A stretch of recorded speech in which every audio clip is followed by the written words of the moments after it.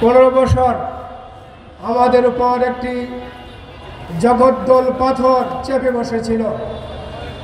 যেই জগদ্দল পাথর এদেশের মানুষকে শোষণ করেছে, এদেশের মানুষকে নির্মমভাবে হত্যা করেছে, এদেশের মানুষের ভোটের এবং ভাতের অধিকার কেড়ে নিয়েছে, এদেশের সম্পদ বিদেশে প্রচার করে সেকেন্ড হোম তৈরি করেছে। সেই জগদ্দল পাথর আমাদের মাঝে চেপে বসেছিল। ভাইয়ের আমার, আজকে বৈষম্য বিরোধী ছাত্রদের আন্দোলনের সূচনার মধ্য দিয়ে এদেশের ছাত্র জনতা সেই জগদ্দল পাথরকে দেশ থেকে ঝাঁটা করে এদেশ থেকে বাধ্য করেছে।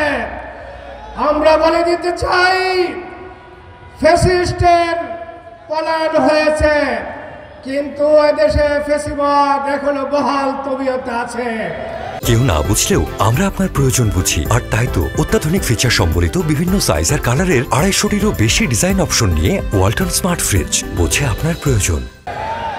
এই ফ্যাসিবাদ মুক্ত করতে হলে আগামীতে আরো একটি সংগ্রাম গড়ে তুলতে হবে, যেই সংগ্রামের মাধ্যমে এদেশে ইসলামী রাষ্ট্র, এদেশে ইসলামী কল্যাণ রাষ্ট্র প্রতিষ্ঠা হবে।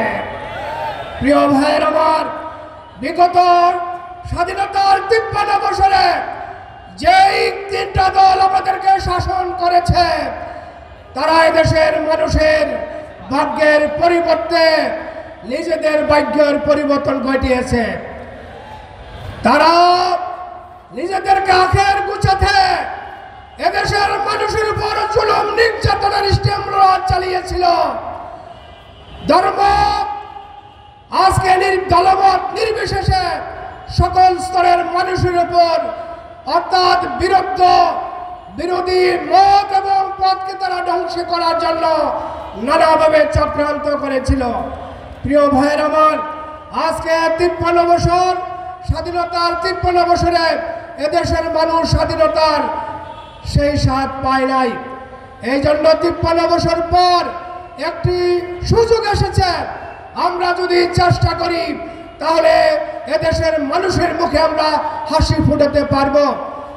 আর সেই সুযোগটি হলো এদেশকে একটি ইসলামী কল্যাণ রাষ্ট্র প্রতিষ্ঠার মাধ্যমে এদেশের মানুষের ন্যায্য অধিকার প্রতিষ্ঠা করা।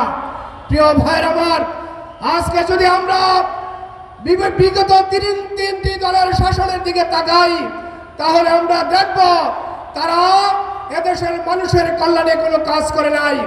এদেশের ধর্মপ্রাণ জনতার ধর্মের অধিকার প্রতিষ্ঠার জন্য কাজ করে নাই, তারা নিজেদের অধিকারের জন্য কাজ করেছে, তাদের নিজেদের ভাগ্যের পরিবর্তনের জন্য কাজ করেছে। এই জন্য ইসলামী আন্দোলন বাংলাদেশ এমন এক রাজনীতি করে, যে রাজনীতির মাধ্যমে দেশের মানুষের ভাগ্যের পরিবর্তন করা সম্ভব।